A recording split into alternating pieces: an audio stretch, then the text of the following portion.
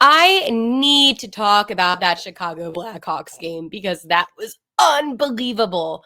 We have a lot to talk about today here on Locked On Blues. Hey, this is Brayden Chen. Subscribe to Locked On Blues. You're Locked On Blues, your daily podcast on the St. Louis Blues. Part of the Locked On Podcast Network, your team every day. Hello and welcome back to Locked On Blues. I am your host of Locked On Blues, Haley Taylor Simon, talking to you all things about our St. Louis Blues here on the Locked On Podcast Network, your team every day.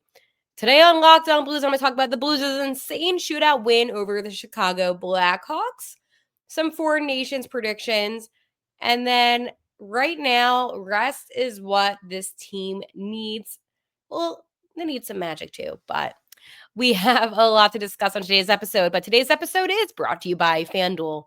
Right now, new FanDuel customers can get $150 in bonus bets if your first $5 bet wins. I have somewhat of a voice. I was actually at the Super Bowl. Really cool. I'm happy. I know you guys are too. I saw all of your social media posts, so go Birds. But I didn't get the chance to talk to you about the insane shootout win the Blues had over the Chicago Blackhawks. And this was a game that I said the Blues should win. The Blackhawks are not as good as the Blues, and the Blues obviously took care of business during the Winter Classic.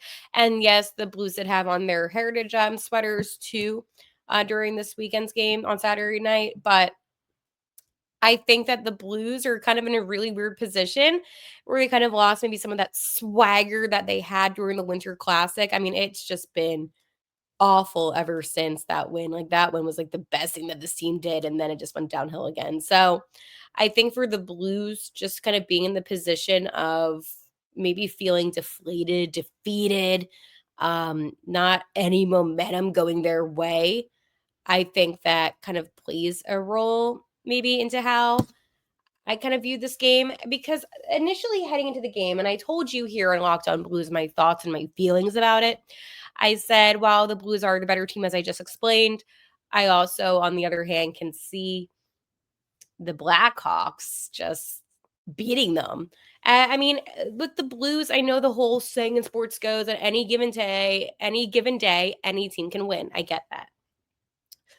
However, when it comes to the Blues, on any given day, there is a chance that the Blues will probably lose. And I hate to be that negative, but that's just the reality that we live in. We live in a reality where we don't have necessarily a strong hockey team. We don't really have a lot going on for us in a good way. And it's very negative and somber and deflating and disappointing. And it's all of those things. So I hate that I had to be so harsh, maybe. And so, what's the right word? I don't want to say harsh because that actually sounds kind of bad. That sounds worse than I initially thought. But I think just in a sense of, I don't know, just I don't expect much from the St. Louis Blues. And I think that should tell you something. And when you're going against a team like Chicago, right? You really want to see the team dominate. And they didn't do that because in the first frame, not even like 5 minutes in, it was Craig Smith about 5 minutes in, scores, and Ryan Donato scores. And the Blackhawks then have a 2-0 lead. Now, I thought the Blues would not respond because the Blues haven't really been that good in responding to being down. I mean, we see it all the time that if the Blues are down by multiple goals, they kind of just shut off a little bit. So I get a little bit apprehensive and I get nervous, and it just makes me feel not the best. But I continued watching. And I'm happy I did, because about 1:40 in, Philip Broberg scores his fourth goal of the season and cut the lead down. So for Broberg too, and I think that this is something that we also need to discuss. I think for him, he needed this. I mean, he's been one of those players that's kind of, I don't want to say faded necessarily, but I feel like we just haven't seen much of him in a sense. I mean, the very beginning of the season we did, but I kind of feel like that went away. Nathan Walker had his sixth goal this season, and an unassisted goal was a beautiful goal, made it 2-2. And then finally, Matthew Joseph scored his third goal this season, giving the Blues the first lead of the game for them, making it 3-2. So I was really impressed with that second frame. That was probably the best response I've seen from St. Louis in the second frame all season, honestly. Yeah, I know it's against Chicago, but at the end of the day, as I told you, it's not like the Blues are a level above Chicago right now. They're really not. Um, Point wise, like, yeah, there's a difference, I guess, but in terms of overall talent, I just don't see how you can justify the Blues being like a middle tier hockey team when they're not. Like, that's the reality. Like, my bad. Truth bomb alert. Well, here we go.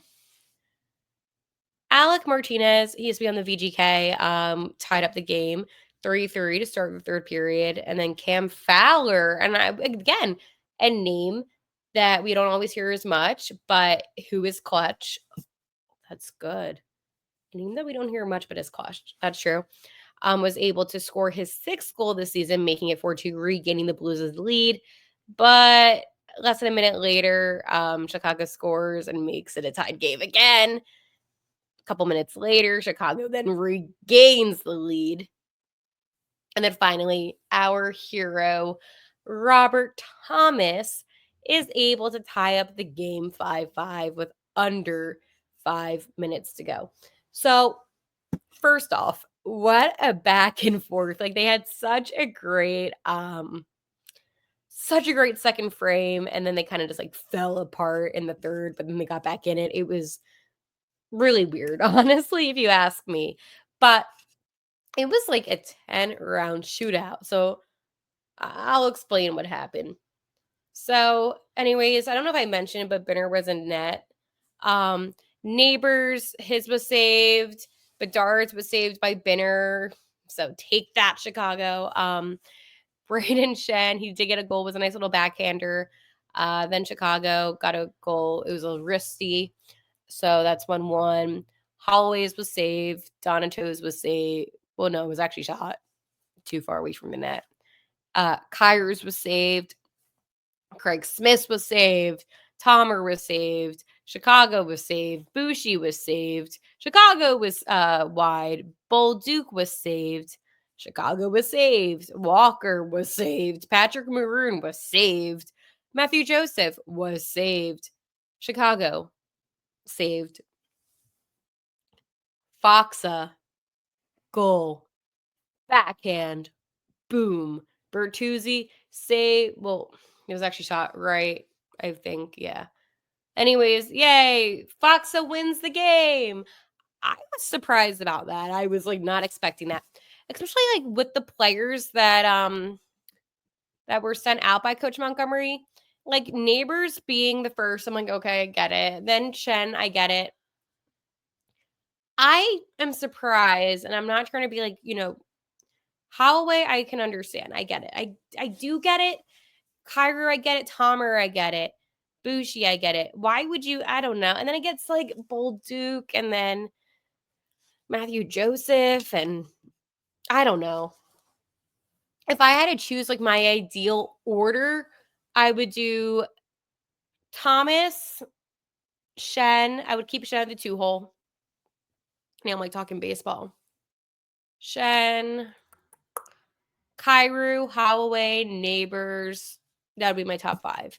I don't think Jake Neighbors has had necessarily the best season. So that's why I'm not really like so happy with him being in that position. But I do understand why he is. I think that Shen, when it comes to like shootouts or when it comes to clutch moments, like he is clutch. Like you can't deny that about Braden Shen. So I did think that was okay. I will say that was like my exception. Other than that, I don't know. I'm losing my voice as I told you. I just icky. Listen, I'm happy the Blues won. It was one of those games I was like, I cannot wait to talk about it. I just love more than anything, like a crazy hockey game. And that was definitely a crazy enough game to send us into the Four Nations face off break. But we're going to take a break of our own. Whoa, was that a good transition? I think so, because I'm going to talk to you about Indeed. You just realized your business needed to hire someone yesterday. How can you find amazing candidates fast, easy? Just use Indeed. When it comes to hiring, Indeed is all you need. So stop struggling to get your job seen on other sites. Indeed sponsored jobs puts your post at the top of the page and help you reach the right candidates faster. I've been in a spot where I needed to hire somebody. The pressure is on, and every day without the right person is just a setback. And that's when Indeed's sponsored jobs came in handy. They made sure my post got seen by the right candidates right now. Now, you can speed up your hiring process with the $75 sponsored job credit. Just go to Indeed.com/locked on right now and support our show by saying you heard about Indeed on this podcast. Terms and conditions apply. Hiring Indeed is all you need. It is now the Four Nations face-off break. There's no All-Star this year. I know. I like they're getting ready for the Olympics. I think it's stupid. I love an All-Star game. I don't know. I'm like one of those people where I like the skills competitions. I know that's lame. I just personally have always loved it. So I kind of like hate that we don't have it. But I know that not everybody is a fan of that. And I could have a whole episode on why I like the All-Star game so much. Oh my gosh, my voice is going away. I'm so sorry. I couldn't even film yesterday because I texted my boss for Locked On and I said, "Hey, I really don't even have a voice." Um, so bear with me. So for Team Canada, it is Jordan Binnington and Colton Parayko. I have to tell you, it is now official that Jordan Binnington is the starting goalie. I know you thought I was going to say something else. No, that was it. I was just trying to be a little bit dramatic because we all knew that was going to be happening. But yeah, Spinner is the starting goalie, and I am really happy for him. I mean, right now, if the Four Nations face off, it is just one of those things where I feel like John Cooper, right? He's a great coach, and he said Jordan's been our guy. And again, he'll be, with other goalies such as Aiden Hill. And, Aiden Hill, he had a great season in winning the VGK, the Cup 2022-2023 season. And I think this is really great. I mean, he led the country as their top goaltender at the 2024 World Championship, and he produced a 6-2-0 record. So it was really cool for him. And right now, obviously, the Blues are not necessarily the best team, but I do think that I think that this team has a goalie at least with Jordan Binnington, and I'm hoping that with him playing in this Four Nations face-off, it's going to really install some more, just more confidence, maybe, just because of how he is. But again, when it comes to just in general, right, the Four Nations face-off, I'm really, really, really happy for one person in particular, and that is my boy Colton Parayko. I'm such a big fan of Colton Parayko, and I think that he is a little bit underrated this season because it's just a little bit, I don't know, difficult maybe. But right now, I have some good news about my boy Colton Parayko. Um, and this is something that I actually was not necessarily expecting. But he is on the second line, and I'm really, really happy about that one. I think that him being on the second line alongside Josh Morrissey just goes to show how talented Parayko is. I mean, obviously, a guy like Cal McCarr is going to be higher than him, and that's just how it is. But I mean, he's above guys like a Shea Theodore. So again, it just goes to prove that he is one of those players that has a lot of just a lot of talent. Now, it's funny. I'm looking at some of the forwards for Team Canada, right? Again, we're following Team Canada because our two guys are on Team Canada only. On the first line, by the way, this is a sick line. It is Connor McDavid centering to the left. It's Sam Reinhart. Oh, we know Sam well. And then Mitch Marner on the right. Second line, Nathan McKinnon is centering. To the left, it's Sidney Crosby. And to the right, it's Mark Stone, LTIR Mark Stone. Finally, that third line, it's Braden Point centering. Brad Marchand to the left, and Seth Jarvis to the right. And then on the fourth line, it's Anthony Cirelli centering, Brandon Hagel on the left, and Travis Konechny on the right. So, oh my talent. That is a lot of talent. So it's a really good unit. And of course, it's really nice to see Binnington getting to be the starting goalie. I think Eden Hill is awesome. And, and it's not like Aiden Hill is a bad goalie because he's great. I mean, he won a cup, right? And that was such an incredible performance for Aiden Hill. I just think that Binner's is like a little bit above. But again, like to have such two dominant goalies, it's awesome. And hopefully maybe Joel Hover will get there one day with being able to be labeled as a dominant goalie. I think that it's easy to look sometimes maybe at different players across the league and know that they have this dominance because they have achievements, right? Like a cup win. And I think that's one thing that kind of solidifies you, especially being a goalie, is winning a cup. Now, that's not always true, but I do kind of feel like there is a good I don't know.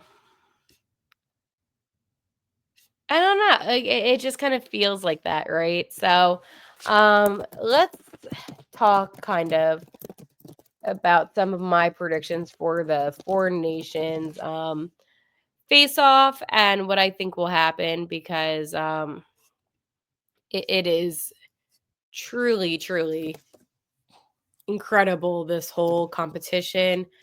And just the amount of talent on all these teams.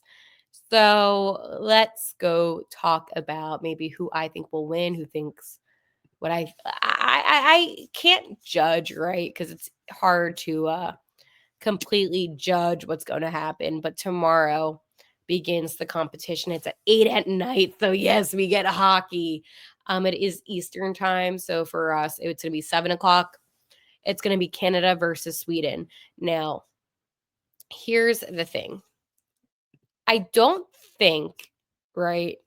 And I'm not trying to be like harsh in any way. I don't think there's that much of respectfully competition in this. I know there is, and I'm not trying to like disrespect the Swedish players. I just think that Canada has a stronger roster. I mean, Victor Hedman's amazing.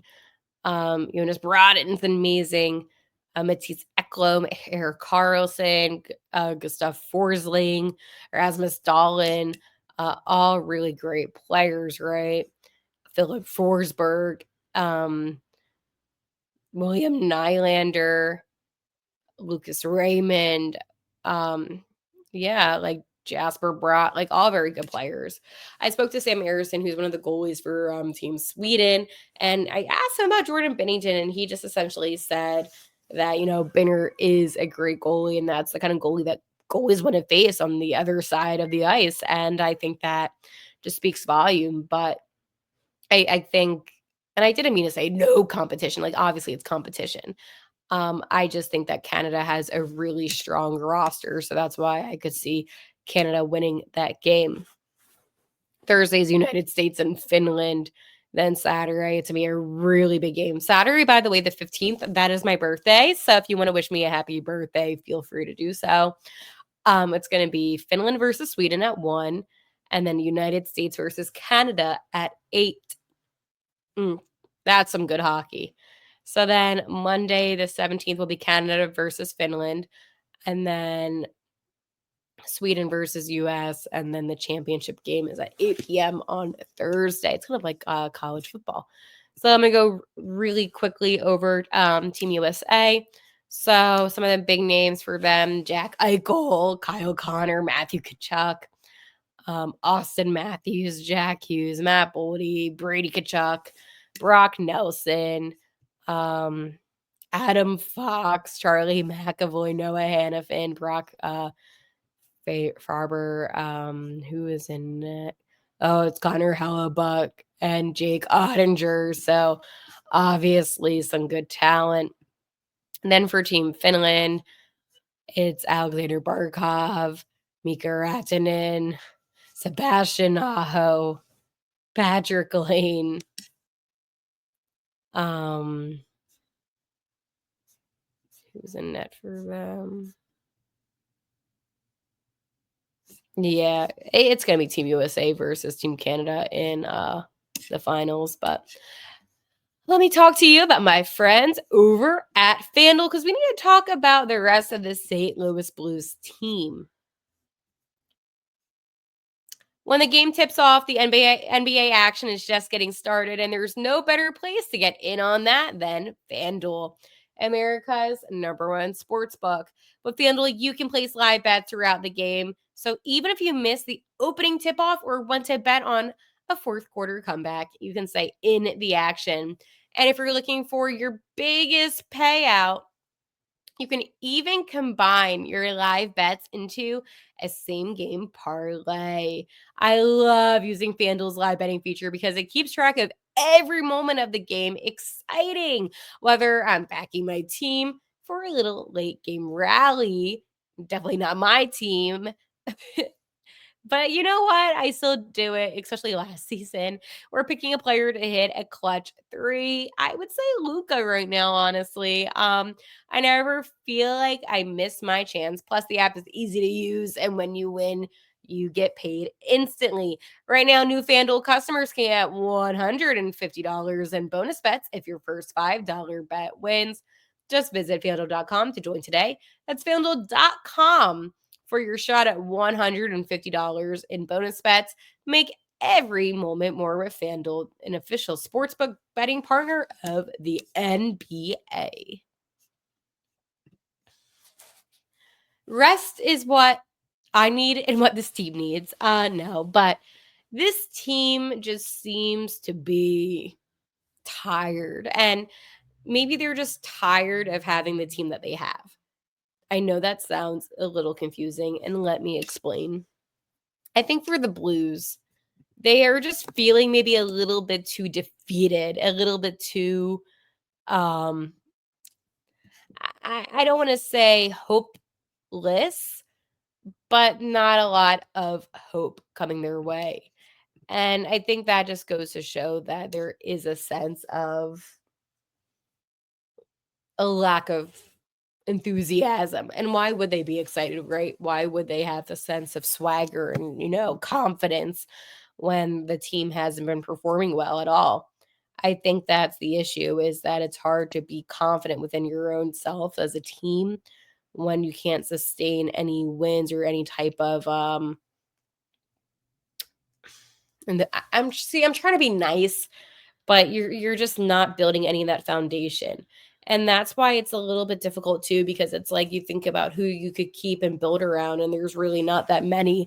I'm a little disappointed in how Jake Neighbors has played this season. I think he's awesome.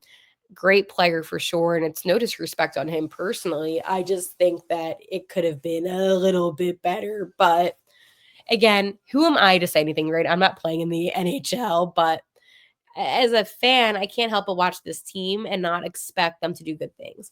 And it's been going on now for too long. I mean, if you think about it, missing the playoffs for 3 seasons, it sucks. It's not ideal. And we kind of talked about it last season even.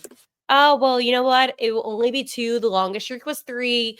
They'll get their act together, and it just seems like they're never going to get their act together. I mean, longest missing NHL playoff. Let's go see. Longest streak of missing. So yeah, I know it's the Buffalo Sabres right now. Yeah, that's a little crazy. I mean, like, I'm not surprised. The Detroit Red Wings, 8 seasons for them. Listen, I'm trying to make myself feel better on this one.